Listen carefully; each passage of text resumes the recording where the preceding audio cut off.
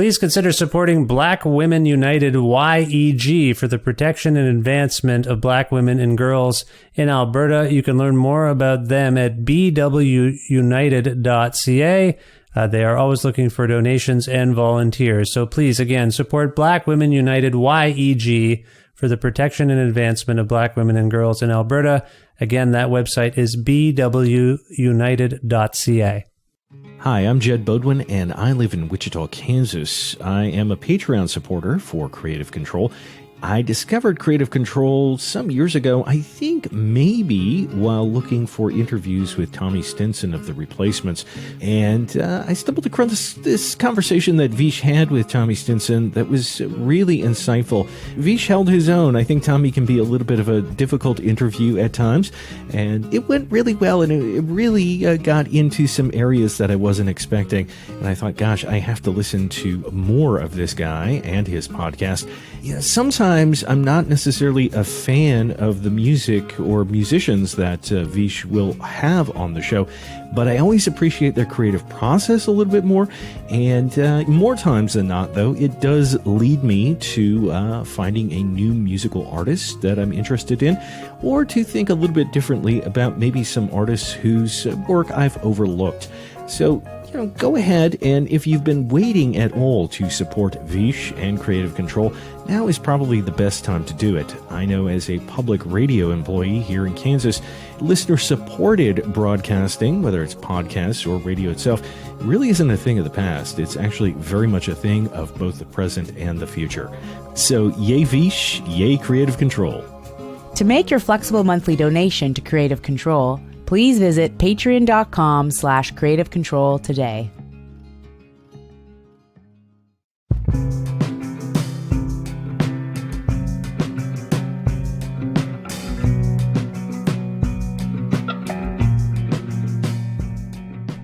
Jana Horn is a talented songwriter and singer who originally hails from Glen Rose, Texas. Currently based in Charlottesville, Virginia, Horn released her critically acclaimed debut album, Optimism, in 2022, garnering praise from critics and establishing herself as a gifted and adventurous young artist. On April 7th, 2023, No Quarter Records released Horn's brilliant, lyrically compelling, and musically intricate second album. It's called The Window is the Dream, and prompted Jana and I to connect for a fun talk about things like the lives she's led in Virginia and different cities in Texas, loving public schools and pursuing the study of creative writing, the music and literature she consumed as a child and teenager, and reading the Bible a lot, her youthful admiration for Weird Al Yankovic and Leonard Cohen, and Godspeed You Black Emperor-related stories I like to tell about both of those folks, her takes on spirituality and existentialism, getting ready to finish a book and defend her thesis, her unique gifts as a songwriter and singer, upcoming tour dates, other future plans, and much more. A part of the Entertainment One Network with the support of listeners like you who follow and subscribe to this podcast and spread the word about it, and make flexible monthly donations at patreon.com/Creative Control, which is the primary source of revenue for all the work that goes into this podcast. If you're interested in supporting the show financially at any amount per month that you wish, please visit patreon.com/Creative Control. Plus in-kind support from Pizza Trocadero, The Bookshelf, and Planet Bean Coffee, respectively, in Guelph, Ontario, and Grandad's Donuts in Hamilton, Ontario. This is episode 769 of Creative Control, featuring the gifted and alluring Jana Horn, with your host, me, Vish Khanna.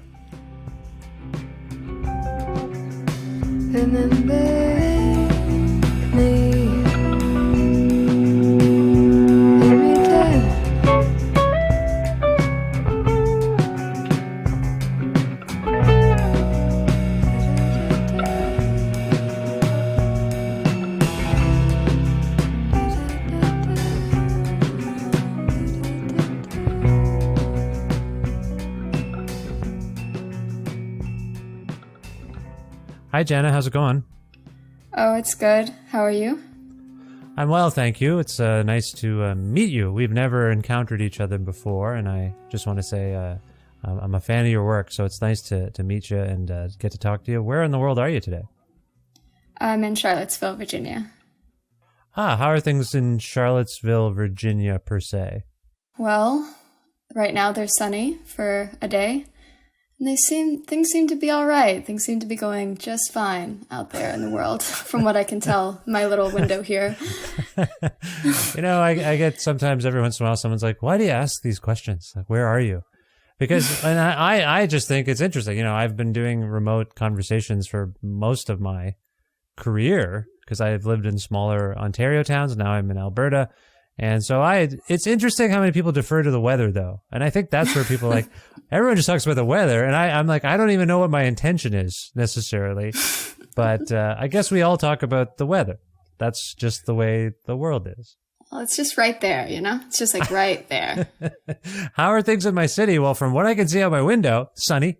Yeah. I can say that much for you, pal. Yeah. Maybe it's a weird question, but I like to do it as a sense of place thing. How long have you been in Charlottesville, Virginia? I've been here since fall of 2020. This is for school, I believe? Mm-hmm. Yeah. Okay. So where did you move there from? I was living in Austin, where I had also gone to school. I went to undergrad there, and I just kind of stuck around for 10 years or something like that. And then came here. So. Ever come across a person there by the name of Carson McCone? Sure. Yeah.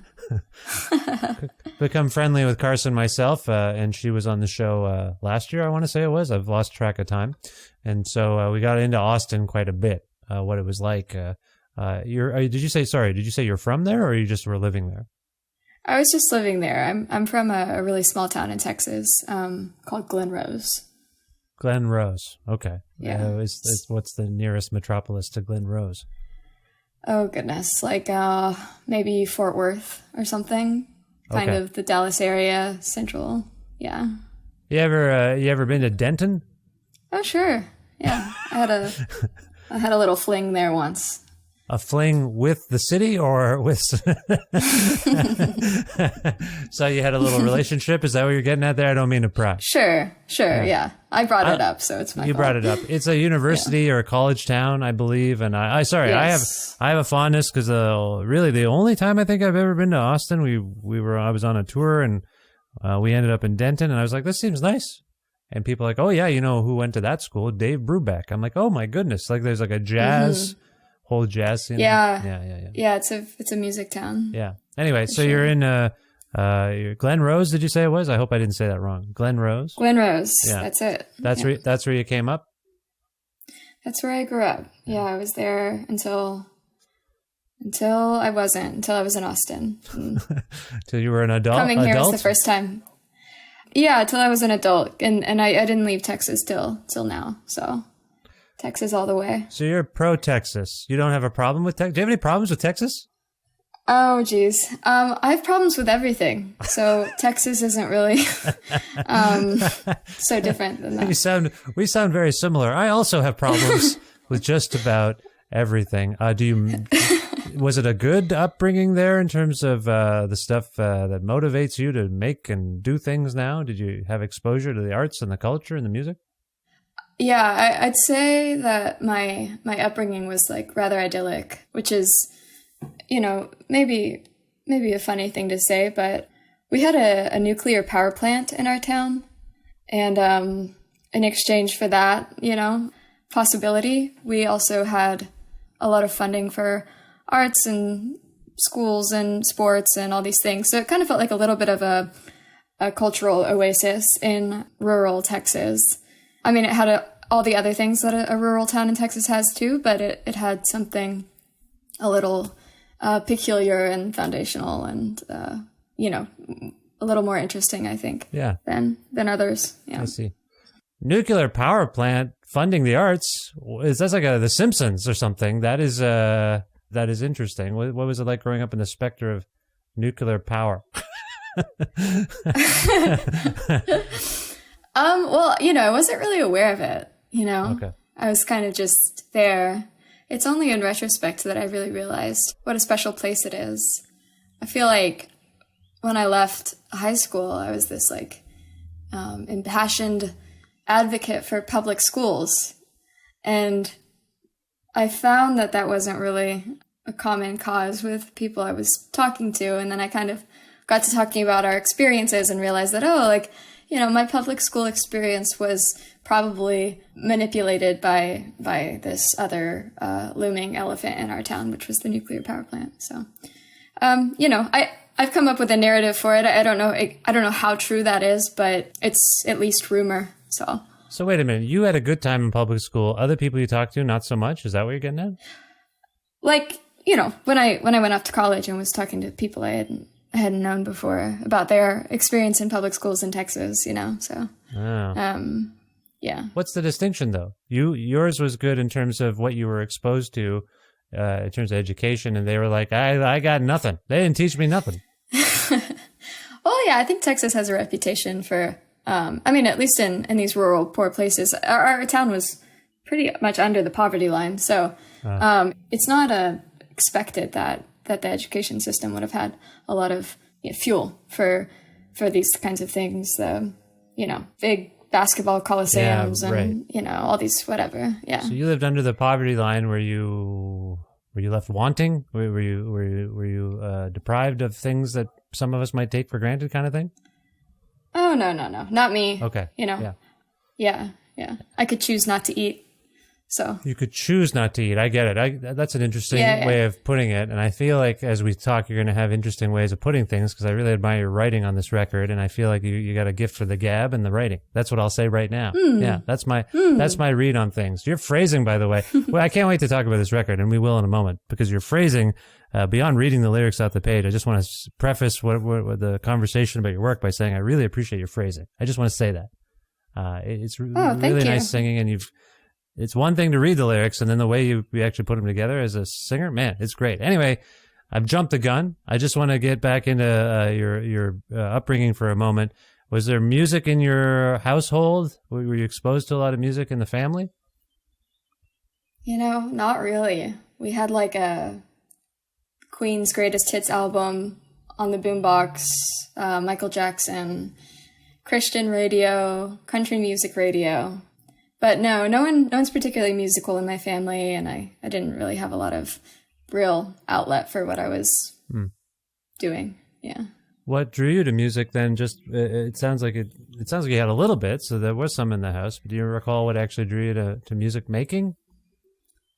It's really hard to say. It feels less conscious than that. I felt like I was just singing before I was talking or thinking, really, and yeah, I can remember the songs that I was writing on the playground at recess still. So it just kind of was my way, I guess. I don't really know how it came about. I didn't start recording songs until I had a laptop, which was like high school. Yeah. But sure. Yeah. High school is usually when most people figure that stuff out a little bit, like maybe that they can actually do the stuff, unless they. Did you have any music lessons as a kid? My son has piano lessons, and they don't like it, but at the same time, they've grown to appreciate my argument that it'll come in handy later. It's like a language, I always say, and they go, "Yeah, you're right, I guess, Papa. It's a language." Because I'm like, you can communicate with anyone you know how to play music. You don't even have to talk. And they're like, "Fine, if you say so." They said that to me the other day. I'm like, "Are you okay with the piano these days?" "No." "Oh, you don't like it?" "No, not really." "So why are you doing it?" "Well, you told me it would come in handy, so I'm taking your word for it." It's very kind of meta parent-child conversation, I thought, in a way. Like, I'm trusting that you're right. We shall see. It was almost spiteful. Anyway, sorry. Did you have any music lessons or anything? Well, I like that you said that, if it's a language, so if we could just play music at each other, we wouldn't have to talk anymore, and that would be kind of nice, I could just play a few notes, and then you could play a few notes back, and we could do that. I've got my guitar right here if you want. That can be the rest of the conversation. It'd be very unique for the show. No, I don't think that would be a good idea. Too bad I only play two notes. I'm mostly a drummer, so you play your two notes, I'll bang on the desk. No, I think don't you agree?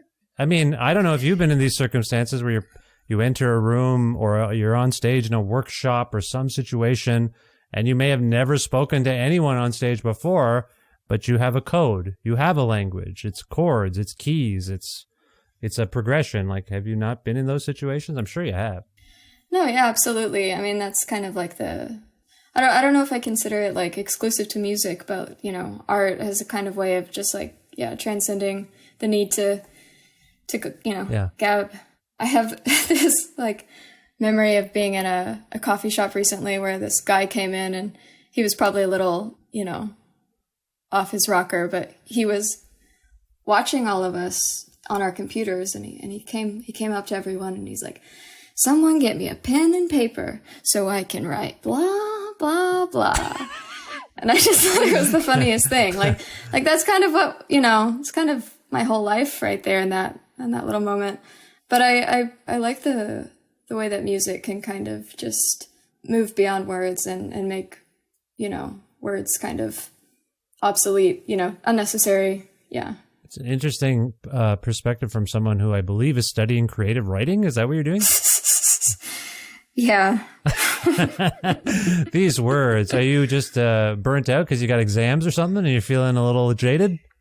Yeah, maybe. I'm working on my thesis right now, and I'm like, why do we need words? Can't I just turn in my album? I felt like that when I was finishing my master's thesis. What's the point of this? I don't even want to do this. I handed it in.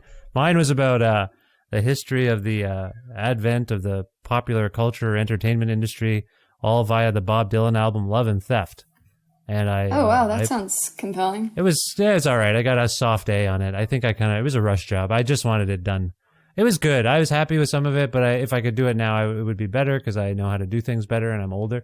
But anyway, I finished it, and then that night went to see Bob Dylan in Toronto, August 16th, the 25th anniversary of Elvis Presley's death, which figured into my thesis, and he played a song that night that proved my thesis right, so I deserve the A, is what I'm getting at here, Jana. And but I know what it's like. You're just kind of how many more years you got in this degree? Oh, well, I graduate in May. You gotta get the thesis done, and then you're done. I'm done. Do you gotta defend the thesis down there? Because we don't do that, or my school stopped doing that. Yeah, I do have to defend the thesis. I have to tell them exactly why I'm getting that soft A. What is it's a creative writing thesis. Do you have to write?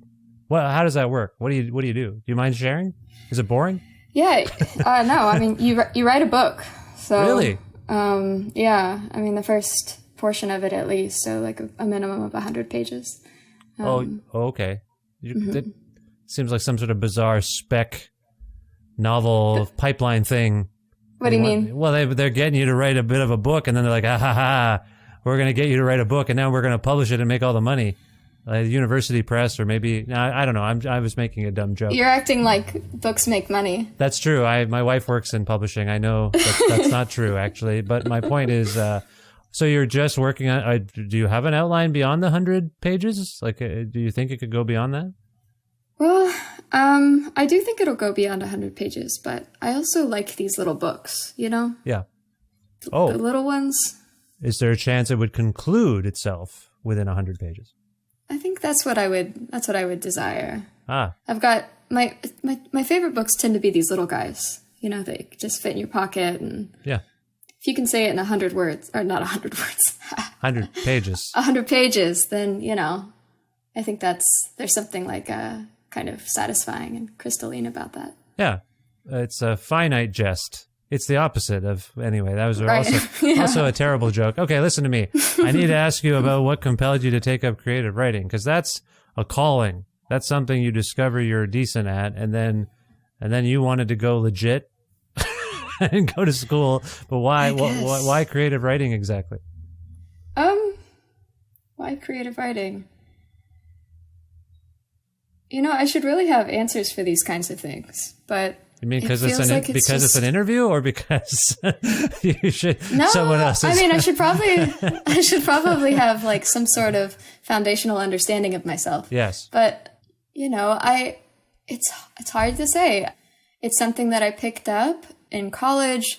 I had a teacher who said, you can write, and I took it to heart, and I started, writing, and then I graduated and I wandered for a few years, and I decided I was done wandering and wanted to, make some sort of something out of this.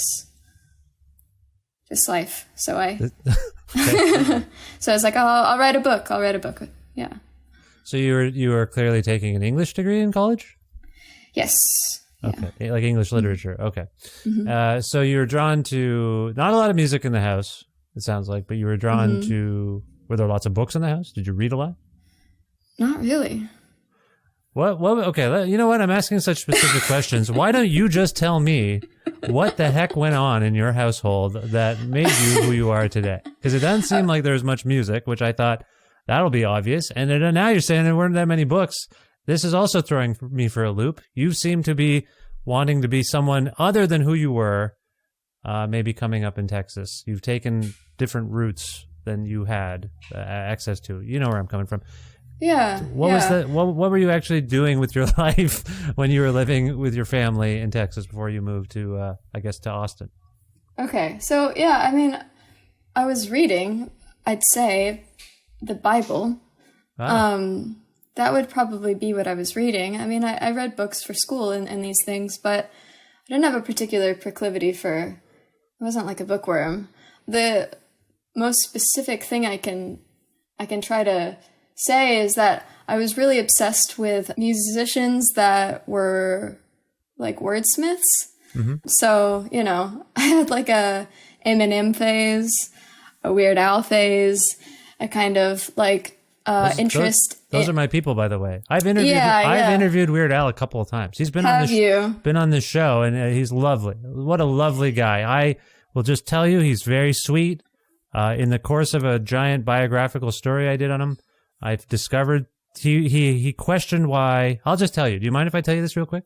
Please tell me. I didn't mean to derail you. Also, wrote a lot about that same year I was doing my master's degree, several essays about Eminem. So I think you and I are similar is all I'm getting at there. That's hilarious. But yeah, That's Weird Al was invited to play All Tomorrow's Parties, which is a festival thing that used to occur mostly in England. And they would ask other artists to curate it. Are you familiar with the band Godspeed You Black Emperor at all? Yeah, I've heard. I'm not, yeah. So they were asked to curate it, and curiously, very curiously, their lineup included Weird Al Yankovic. And this is like, I don't know what year it is. It must be 2000 something. And he, at that point, Weird Al, who you and I know has been around since what, 1980, whatever it was. He had never, ever played Europe in his life. Ever. Wow. Never played one show in England. How's that even possible? Yeah, seems weird, right? Like Elvis. Elvis never did. And Weird Al just never did. Anyway, because they asked him to do that, he got to book a little tour, and that's the first time he played in a bunch of those places. But in the course of our conversation, he said, you know, I don't know if it was ironic. I've never got the chance to ask them why they booked me. So I said, oh, I know those people. Let me find out. Anyway, I hung up on Weird, or I didn't hang up on him. We ended our interview, and I write to my friends in Godspeed. I say, can you say what happened? And they say, we can't tell you specifically, but it was for a deeply personal and a completely sincere reason. I email Weird Al's people, his manager. Weird Al writes me back. He's so nice. Wow. Wrote me back directly. He was so grateful and kind. He's such a sweet. Sorry, I just want to tell you that sometimes you encounter people and they're not that great and they're not that nice. Weird Al seems extremely sweet and nice, and I just want to say that you've chosen Eminem. I don't know, but with Weird Al, you've chosen a very nice and funny and charming guy. Sorry for the tangent. I just like to talk about Weird Al. So you fell in love with the wordsmithing of Weird Al and Eminem, and I used to perform the song Without Me all the time with a band I was in, and so I have it still in my head. And now my son is obsessed with Eminem, which I don't like because some of the imagery, they're only 11. I don't think it's a good idea. Yeah, but anyway, I can't control everything. I'm only a parent. My point is, please continue on about Weird Al and Eminem and wordsmithing because that's fascinating to me. Well, I mean, those artists might have sort of had a tinge of alternative, aura about them in the kind of really small town place that I was. So there's that, and then once I kind of, aged a little bit, then it was Leonard Cohen and some of these other folk musicians that I wonder how I even found in high school. I don't know. I must have had some friend who helped me out because other than that, it was pretty much like screamo music and yeah, just like alternative Christian kind of stuff. What are we talking? I don't know. Are we talking about late 90s? What era are we talking about? For you, I mean. When I was in high school, that would have been like the 2011. Oh my God. Okay, sorry. I always forget how young everyone is. I used to think I was young, and then I realized I'm not anymore. So that's fine. I just wondered. The reason I brought it up is, were any of your friends in your cohort fans of Nirvana? In high school? Yeah. No way. Not at all, right? Well, no past way. No, it's not well past. It's just that our sphere of influence was just so narrow. Nirvana wouldn't have even been in the Sure. Yeah. I only invoke it because you said I don't even know where I figured out Leonard Cohen. And Leonard Cohen had a couple of renaissances, I will say. And one of them, beyond the Jeff Buckley, the famous thing with the Hallelujah song, right? There is the Nirvana stuff that Kurt Cobain actually said, "Give me a Leonard Cohen afterworld," in the song Penny Royalty on the album In Utero. I think people were like, Leonard Cohen? Why is he singing about Leonard Cohen? And I think for a whole alt-rock generation, myself included, who kind of hung on every word, it made you want to seek out whoever Kurt was very generous with trying to cite heroes and underground figures that he thought other people should know about. And people can question his motivations and all that stuff. But I thought I was like, what's Kurt trying to tell me here? So then I got into Leonard Cohen. Anyway, I'm just saying he was probably in the ether among young people for a couple of different reasons, Leonard Cohen. You figure? Yeah. Anyway, sorry, you have no idea. It's just Leonard Cohen came your way. Also, young men like Leonard Cohen. In particular. Are you calling me a young man? No, but I'm saying no, I'm not at all. Not even in the remotest sense. But there's just something, and young women, they're charmed by him. But I think the young men look to him as like a figure you would emulate, a ladies' man. You know what I'm saying? Anyway, I don't know. Of course. Yeah. Okay, so you got all this swirling around. I'm sorry, I've gone on several tangents. I met Leonard Cohen once too, by the way. And I got to meet him. I got to attend. I was just telling the story the other day to my family because we were watching one of the Harry Potter movies was on the TV or something, and Alan Rickman showed up. And I got to attend a thing at Massey Hall. It was a tribute to Leonard Cohen. And Alan Rickman was there. And he got to do he did a presentation. John Prine played a couple of songs. It was amazing. It was an amazing night. So I got to see all these folks. And then afterwards, there was an after party at the restaurant across the street. And Leonard Cohen was there and Alan Rickman was there. And I go up to Alan Rickman. I was working for the major company. I say, hey, Mr. Rickman, do you think I could get a quote from you about your participation in the Leonard Cohen thing? And he said, this night is for Leonard. I don't want to speak on behalf of Leonard. This is for Leonard. And I was like, he was very nice, but I was like, okay, that's fine. Then I went and said hello to Leonard Cohen, and he curiously said, I said, hello, Mr. Cohen, I'm a big fan. He's like, hey, man, it's great to see you again. Never seen him before in my life. I never seen him before in my life. I don't know who he thought I was. I was like, yeah, nice to see you too, Mr. Cohen. And then we did a little photo, and it was very quick, but he shook my hand. It was very sweet. And then, anyway, sorry, I don't mean to name drop with all the people I've talked to. I don't know what's wrong with me today, Jana. I'm sorry. You got me excited. My point was going to be about there's something consistent about these stories where you kind of bypass the middleman and go straight to the guy. You know, you went straight to Weird Al, you went straight to Leonard Cohen, and you get, what you need. I guess I'm trying to tell you that I'm all right. I'm not a bad person, but I don't mean to name drop and show off and hijack your interview. My point was going to be I have a Leonard Cohen story, too. Oh, please.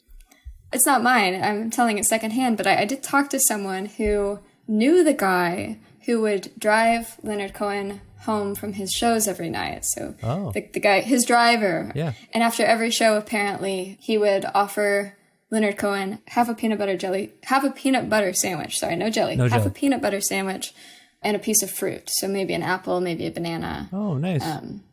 Yes, that's his after show meal. Oh, well, that's a good meal. That's a good energy boost. You need that afterwards. You don't want that before that. All that peanut butter will gum up your singing voice, I would think. Yeah. But okay. Since we're going back and forth here, tying this back to Godspeed You Black Emperor had a band called, there was an offshoot band called Silver Mount Zion. If I remember the story correctly, I hope I do. I don't want to get any facts wrong. So Leonard Cohen befriends the Montreal recording engineer, producer, musician Howard Billerman. I don't know if you ever heard tell of Howard, but Howard was briefly in Arcade Fire, has made a bunch of records, helps run the Hotel to Tango studios. And Howard randomly gets an email from someone purporting to be Leonard Cohen. Says, I want to meet you and talk about collaborating and whatnot. Howard's like, he figures out it is Leonard Cohen. Anyway, he says, all right, come by the studio sometime. So he's running a session for Silver Mount Zion. Very intense instrumental vocal band. They're just very intense.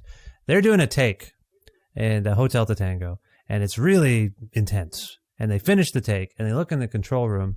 Leonard Cohen is just sitting there with Howard. Oh, my God. Oh, my God. I just think that's the greatest. I'm like, what the hell? Like, he was so a man about Montreal. He just showed up by himself, said, I want to meet you, and blah, blah, blah. And he was just sitting there cross-legged, and I don't remember if he said anything about the take, but he's that kind of guy. So Wow. Do you want to one-up me with another Leonard Cohen story? I'm sorry. I don't mean to go back and forth. No, I'm afraid I can't compete with that. Sorry, this was not meant to be storytelling hour with Vish. I want to ask you about the Bible. You invoke the Bible. Goodness. I don't know what it means to you now or what it meant to you then. I know that some religious motifs can enter your work, and certainly you had a huge song. What does that book mean to you? What did it mean to you at the time, and what does it mean to you now? Can you speak to that? At the time of writing Jordan, is that what Oh, you said? sorry. At the time when, sorry, no, I didn't mean that. I did reference that song. You're right. I alluded to Jordan. No, you said you grew up and you didn't read much except for the Bible. That's the period I want to get to. And what faith means to you now? Can you speak to those things? Yeah. At the time, I think I was reading the Bible in a way that was very studious, and I was very interested in memorization, which I still think is an important practice that isn't really done a whole lot once you're out of school. But it's interesting, and I'm surprised that it's kind of disappeared a bit. Don't you think it's completely gone with the telephones? Yeah, I mean, I do think it's kind of completely gone, and it's interesting. There's something more, I think, to memorizing than what you're memorizing. It's like some sort of thing that's you're just not accessing anymore. Well, to be frank with you, I think it's going to lead to a lot of odd cognitive defect. You think? Well, if you read about how to combat dementia, Alzheimer's, it's usually you need to kind of treat it like a muscle. Work on memory games. Right. Like, they always say that. And sorry again, I don't want to keep imposing myself, but I just want to say, as a kid, I've told this story on the show many times. As a kid, I used to know 30 phone numbers in my head. I would call all my friends on the telephone, and I didn't have anything written down. I mean, maybe I did at one point, but it just eventually you don't. I couldn't tell you I know my wife's phone number. I couldn't tell you most phone numbers now. And my kids on their phones don't. Every fact is well, I don't know. I'm just going to look it up, and it's gone. And they talk to the machines.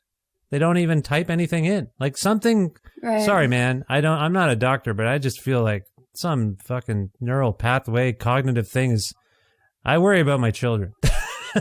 I don't mean to laugh, sure, but I do. Yeah. They don't read as many books. They just physical objects. There's something to that, I think. So I worry, and just typing numbers into a phone. I don't know. Just the relationship with that is, I think, is going to lead to a really a generational shift of ADHD, and I don't need to know anything. You know what I mean? I don't need to retain any information. Right. Yeah. I mean, the implications are pretty stark and dire. This has been a wonderful conversation. I know everyone is really feeling cheered up, but you were talking about biblical passages, and yeah. I mean, I think that there's something to just keeping stories alive through memorization that is also lost. I hear what you mean. I see that there are some really tangible health problems that are going to incur, but there's also something philosophically, depressing about the tradition of storytelling and being able to pass these things along in ways that go beyond the physical too, and are ephemeral themselves. So yeah, it was really impressed upon us as kids to memorize the Bible and be able to, know it by heart. And to that effect, I think it's cool. I think it was a cool thing that I was a part of. And I think it's cool to know things off the top of your head and to be able to share them and to be able to have things that you store inside yourself, like, a little wealth you're packing. So there's that. I really, really believed what I was reading, and I had a little soldier faith and all these things. And what does the Bible mean to me now? It's just different. I think it's very truthful, and in the way that I think a lot of scripture is very truthful. I guess the way it makes its way into my life now is a lot more subtle, and I have other words for these things, and I feel like a lot of things are operating on that frequency. So I could kind of say that the unconscious, the collective conscious, the more subliminal qualities of life it's all the same to me. So I don't treat it as literally as I would have at the time of memorization and being able to say the right answer and all these kinds of things. Yeah. I gather from what you're saying, this struck you as it's been a very personal experience between you and your faith in the Bible. But as you know, in this time, people tend to weaponize or create fragmentation with their religious faith, whatever your religious faith is. It becomes really complicated. And particularly, some people think this is not religion specifically, but like this level of it's my way or the highway is really feeding into a lot of this disinformation fracturing that's going on. Does it give you pause to know that in some, not your particular faith, but all faiths, does it give you any pause to think that like we're really quite divided in so many ways? Religion seems to be one of the key ways. Does that give you pause in terms of how you practice your faith and maybe even express your faith in your work or otherwise? To me, it's not really like a big conscious process of, I don't have a message. I don't want to impart any kind of thing. I really believe in the act of creation and making art as being like a symbiotic relationship between the person on the other side of it. So yeah, I don't know. I don't really see the point in telling someone what I believe necessarily. I don't know if that makes any sense. No, it does. And to be honest, you're describing to me an ideal way of practicing one's faith and belief system. If whatever that is, actually, there's so much exhibitionism about everything now. You can't just be. You have to be like, right. Not only am I this way, I need everyone to know about it all the time. Yeah, and that's an interesting part of it. I feel like I was always used to certain kinds of people, whether it's their faith or their culture or their belief system, whether it's wearing a Nirvana t-shirt, like whatever. There's always this sort of sense of like, this is who I am, and I need to express it by how I present myself and the things I say in public. But that seems to be on a out of control level now of whatever thought I have, whatever feeling I have. I don't only want to express it. I need someone else to deal with it. Right. I don't know. How, do you know what I'm saying? Like, so and it's leading to more and more like, I don't know. I have no solution to this, and I might be talking out my ass, but it just feels like, how are we going to get out of this sense of everyone being like flame wars and triggered by everything that everyone's saying all the time? Because it used to be people would express themselves, good or bad, and you'd be like, well, that's just what they think. But now it's like depending on how you engage with the world, you end up like, good Lord, they're still talking about this stupid thing. Everyone in the media is still like, for 3 days, like, this is such a stupid gas stoves. Really? Like, what the hell are you talking about? So anyway, sorry. All I'm getting at is it sounds like you have thought about this and made a personal choice not to be whatever. overtly whatever. Is that what you're saying? Like overtly dogmatic or whatever? Yeah, I mean, I don't consider myself anything really. You know, I mean, like I really resist claiming much of anything about myself, even just to kind of, I don't know. Of course, it's not always that simple, but I think on a base level, I just try to really be more like aware and less sure of, anything. Good.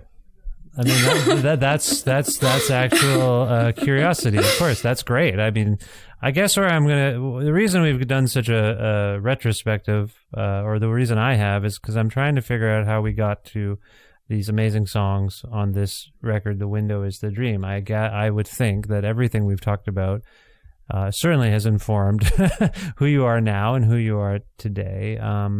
As we ponder some of the things we've talked about, are there specific things you think that from your history and your perspective on the world that inform A, your creative writing, and B, your songwriting? I just wonder if you can feel that in any kind of tangible way. Your faith, what we just talked about, your approach to life, and I don't know how to encapsulate what you just said, but it seems to be like just being. Why not just be? Do you feel like that informs? Let's stick with the lyrics, actually, because I do find the time frame of you taking up creative writing and how that the coursework, I believe, has informed your songwriting here. That's fair, right? Well, yeah. It's kind of a funny thing to talk about, like what influences you and what you both put in and then send out. So I could tell you all the things that I was like reading and listening to and doing and all these things and which songs I was writing in which places and what was affecting them. But it's really funny what comes out and what you put in. I was reading, Borges and Lee Spector and Henry Miller and, some really esoteric stuff. And then what comes out, I don't know. I could tell you that I was listening to The Fall. Mm-hmm. And, I don't think it sounds like The Fall or something, but it's, so it's an interesting thing that I think about a lot, just kind of how things filter through however they're going to. And I think it troubled me at one point in my like artistic life where I was like, why doesn't my music sound like the things that I listen to? And then I kind of came to the conclusion that like, because it's not for me, because I'm not making music for myself. And that's kind of something it's a really freeing feeling. It's kind of an impersonal feeling. Not that my songs are impersonal, but I can pretty quickly detach from them because they're not, in no way am I trying to make a claim that they're representative of me, that they are me, that they are for me. They're kind of what filtered through me in that moment. And it's almost like a meditative practice or something like that. I mean, a lot of my songs are these like 2-chord back and forth kind of things. And I go into them without an idea of what they might be. You've been a bit self-deprecating about your guitar playing, 2 notes, 2 chords, and I can recognize that, and I appreciate that. But my wife and I were listening to this record, and we've been listening to it quite a bit over the last week or two, and she's remarked that it doesn't really sound like anything that she can name, and I think that's a high compliment. As you might imagine, the volume of music that gets played, not the volume, but the amounts of music and new music that get played in my house. My children could be, they could write for Pitchfork at this point. They hear so much stuff and they have so many thoughts and feelings about it. But I think that's high praise, and I would echo that. And when you say you sound like you're describing an almost objective relationship with your own songs, and I wonder if 2 notes, 2 chords, for anyone listening to that and thinking it's straightforward, what I'm getting at and what my wife is getting at is the musical arrangements are very sophisticated. And I assume that you're collaborating with people, and would you say they're kind of helping you bring these ideas to a different plane or something like that? Are they integral to helping you realize what the songs are going to be? I think certainly. I am not an island and I don't work alone. Yeah.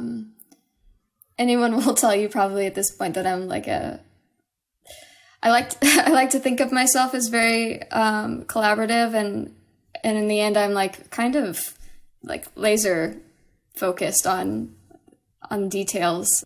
Like I probably take it from my mom, who would like find the one little stitch in my shirt that was coming out, and so therefore I couldn't buy the shirt I loved or something like that. You know, she would always find that little thing.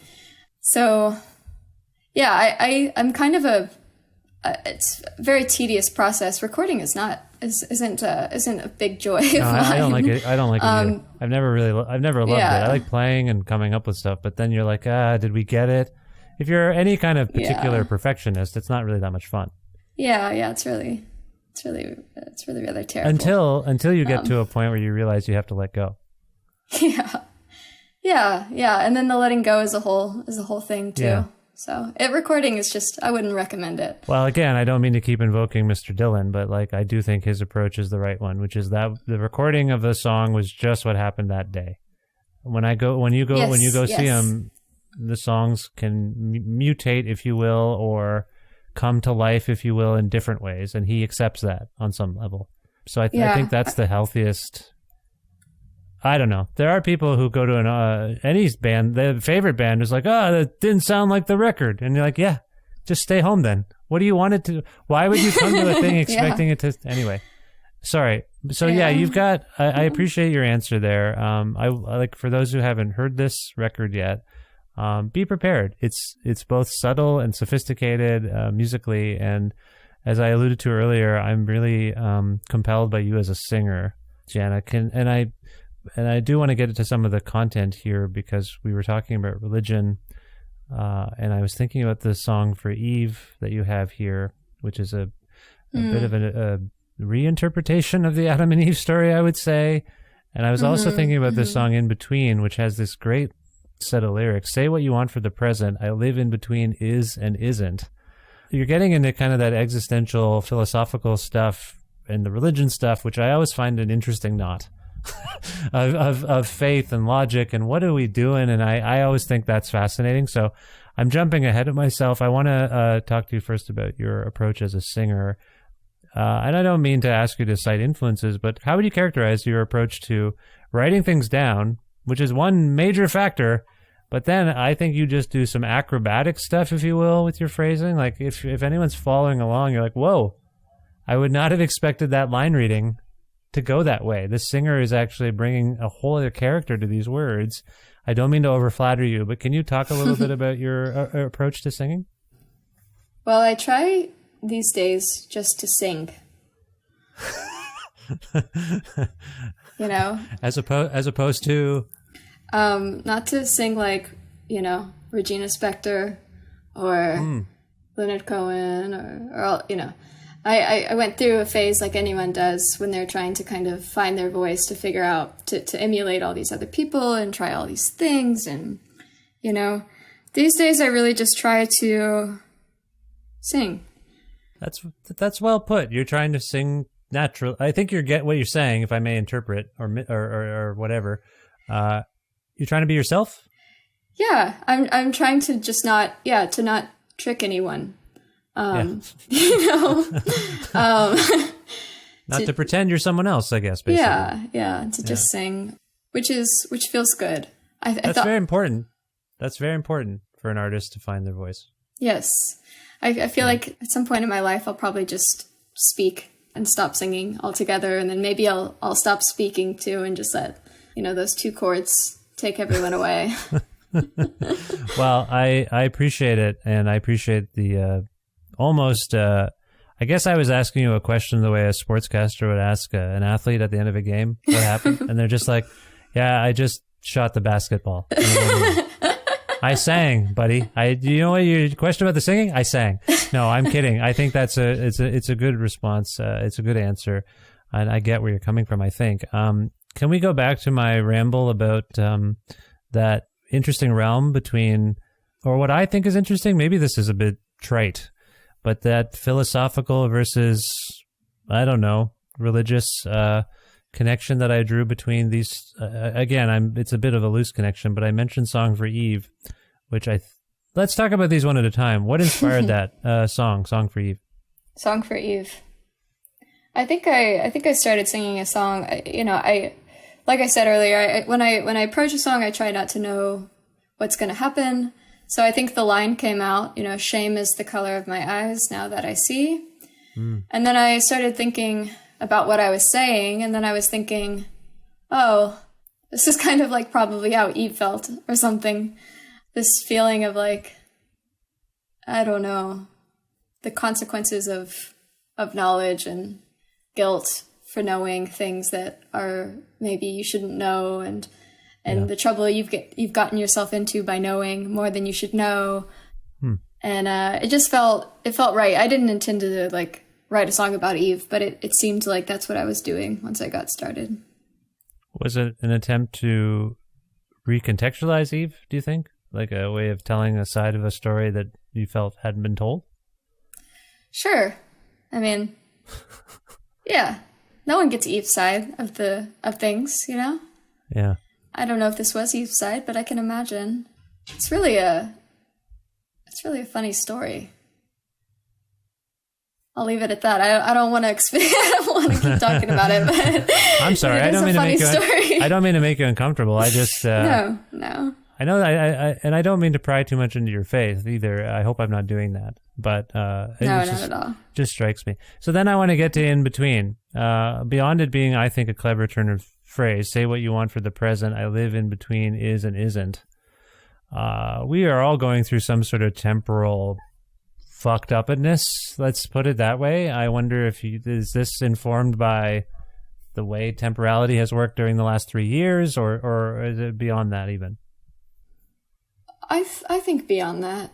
Yeah. The past 3 years they are what they are, but I don't think anything is necessarily a consequence of those things. I think it's kind of more like, I don't know, it feels more essential than that, than just like blaming it on the big thing that is so obvious to all of us who have been alive. But that song, yeah, to me it's kind of about, I mean, I don't really know what the song's about. I shouldn't say that. But that line you mentioned, like, say what you want for the present, I live in between is and isn't, is kind of like a feeling of living in a swirl of like all the tenses.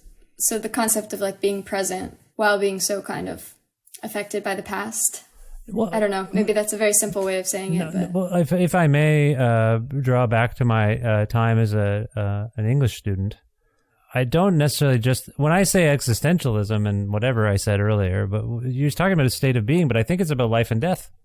And I feel like that's informed. When I said the last 3 years, this pandemic has really taught us a lot about how much people actually value life and death. I don't know about you, but I feel like we've all been dehumanized. Like death doesn't even register anymore. We're desensitized to it. And that's why people aren't. When you, like the lines here that also stuck out to me in the same song, heaven knows the heart holds a wick, size of a thumb waiting for a hand to come down and light it, see it burning in the distance. Like that to me, if I may, Jana, I mean, that's all, if depending on your faith, depending on your belief in heaven as a concept or as a real place, that's the next thing. That's the next stop. So when you say between, what did I say the line was? You probably know it better than me. Say what you want for the present. I live in between is and isn't. I live in between being here and not being here is the way I took that. And I viewed it. Sorry if I'm wrong or I'm misinterpreting the song, but that's what all I see in the world now is some measure of people trying to cope with life and death and also come to terms with it being an actual real thing that can come for all of us in one way or the other, the death thing. Sorry, was any of this even written during this time? I think that's certainly like a big part of it. I mean, it also kind of ties back into our earlier conversation about just what things are and what they're not. Yeah. And just this kind of like the idea of being something or not being something or being right or being wrong. And I just don't see things in that way. I don't see them as being they are or they aren't. Yeah. There's something else, belying all of that. That's that I think is what everything actually is. Yeah. The in between. It's nebulous, but it's nebulous, but it's not. Right. Yeah. Right. It actually just is. Yes. Right. Okay. Yeah. All right. I just wanted to do a little minor excursion into this world of this album because I find it fascinating. I don't think it's any one thing, musically or lyrically, and I just wanted to highlight that for people who might not have yet dug into it, and both compliment and confuse you with my reading of some of what's going on. So sorry for the latter. In the interest of time, I think I want to sort of start to ask you some housekeeping questions in terms of, where people can learn more about you and this record, and also maybe what's coming up next. At this point, I usually ask people if they're working on, a record's out, and we all process it, but the truth of the matter is it might have been done a year ago, and the artist is already working on something else. You got your thesis. We know about that. Good luck with that defense in May, did you say? Yes. So are there tickets for that? Can we buy tickets to your thesis defense? Are you taking it on tour or anything like that? Oh, dear God. No, that'll be a very, very private performance. So, sorry, I'm obviously joking. Can you tell us a little bit more about where we can learn more about you and also future plans? Anything you're working on musically? Sure. I'm writing some songs right now. So future plans. I actually never, ever, ever think ahead. I just don't. It's a problem. I see. Creates problems for me. But I'm writing songs, and so we'll see what happens with those. I'm writing a book. We'll see what happens with that. You can find out about me on the internet, because that's where everything lives. You can find me on social media. You can find me on No Quarter. Yeah. The label I'm on. You can find me in Charlottesville. If anyone's heading to Charlottesville for any reason, what is it? The University of Virginia? Is that what it's called? Yeah. Okay, that's good. That was vague and specific at the same time somehow. You did it. Are you going to tour after your thesis defense behind the record? Yeah, I had to push the shows off till June because my mom's in the hospital. Oh, no, I'm so sorry. It's okay. Yeah. But so there'll be a little bit of a delay. The album will come out in April, and then I'll start playing shows in June. Okay. And where, America mostly? America, yeah. We'll be doing like a little Northeast run. Mm-hmm. Well, if you're ever near Edmonton, Alberta, please drop me a line and let me know. Or I guess no, never mind. It's on me. I'll just keep Googling you every day. And I'll just Google your name in Edmonton until, never mind. I'm just making jokes. Okay. No, I appreciate this very much, Jana. Can we go out on a song from this new record of yours? And if so, can you choose one and tell us why it came to mind? Oh boy. Okay. Let's see. Let's do After All This Time. After All This Time is the second song on the album, I believe. Why did that come to mind? It's the most fun for me to play. And so when I listen to it, I kind of like that. I kind of see my hand going all the way down the guitar and all the way up. It's an outlier in my two chord tendencies. So okay. And it's got a really nice cello on it. My friend Nino played. Okay, that's nice. I wanted to ask a follow up because I hope it's not a jab at how long you thought this interview took.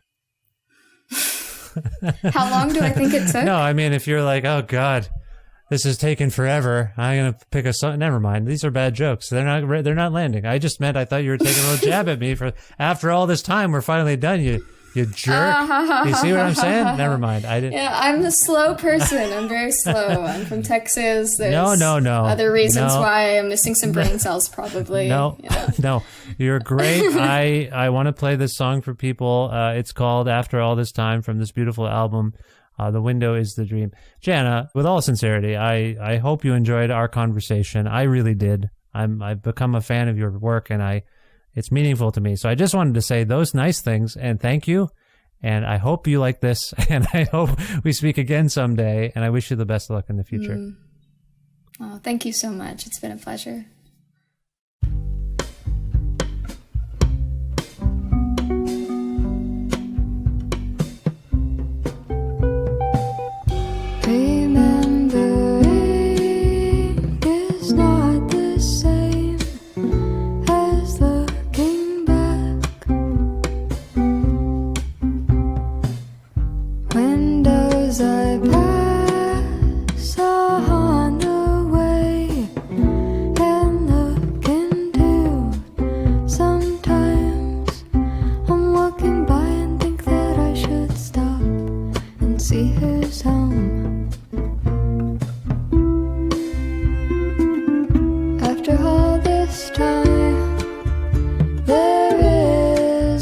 so much I can say for sure.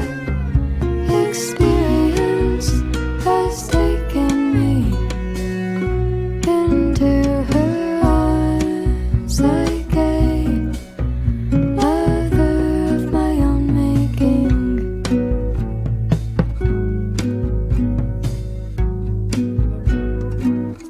Looking out the window is not the same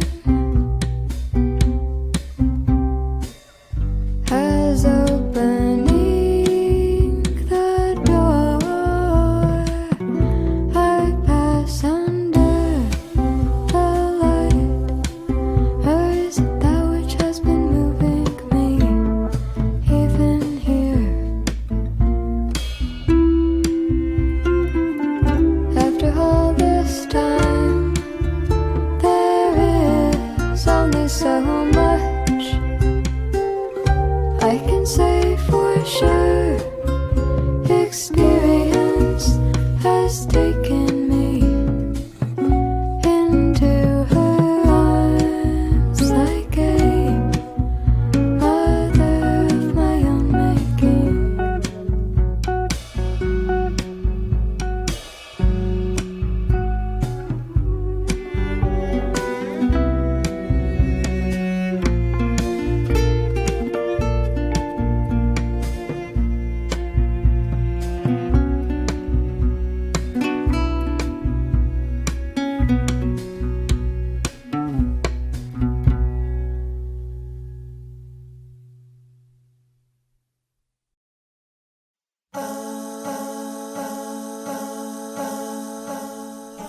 It was very lovely to connect with Jana Horn. I hope you enjoyed that conversation with Jana. Jana, thank you for making time for me and for everyone else. This was the 769th episode of Creative Control, which is part of the Entertainment One podcast network and is available wherever you get your podcasts.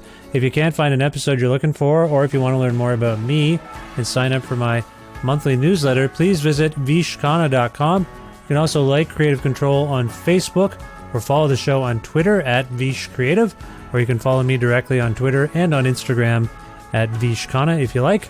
I'm on the newer things too, but I don't know the names of them. Like some of them you have to, it's like an email address. It's like Mastodon at twitter.com. I can't remember anyway, I'm on some of those things too. Also, please visit patreon.com/creative control to make a flexible monthly donation to keep this podcast going. $6 American or more a month grants you access to exclusive content, like you get the episodes early and you get bonus content with some of my guests. And if you're interested in receiving a Creative Control t-shirt at $6 a month or more, just message me on Patreon and I'll get you one while supplies last. Thank you for your financial support of all the work I put into this show. It means a lot. Thanks again to Pizza Trocadero, The Bookshelf, and Planet Bean Coffee in Guelph, Ontario, and Granddad's Donuts in Hamilton, Ontario, for their in-kind support for this show. Thanks as always to my kind friend Jim Guthrie for letting me use some music that he has made in the past that I sometimes grab little bits of and put on this show, like the music you're hearing behind me right now. That's the instrumental version of The Rest Is Yet to Come. I don't know if you knew that. Anyway, Jim is great. You can learn more about him at jimguthrie.org. And finally, thank you so much for listening to this episode with Jana. I hope you enjoyed this conversation, and we'll check out her wonderful music. This new album out on No Quarter is really outstanding, and I hope you will give it the time and attention it deserves. I also want to ask you to consider subscribing to this podcast or following it, and potentially telling your friends all about it, and maybe they'll do the same things as you and help spread the word about Creative Control, the podcast hosted by me, Vish. All of that means a lot. Thank you. I hope to talk to you again, if not necessarily with you, depending on... If you're my next guest, I'll talk with you soon. But if you're my next listener, I will talk to you soon, probably. That's just the way it works. Anyway, I hope you're well. And, yeah, that's all I got. Bye for now.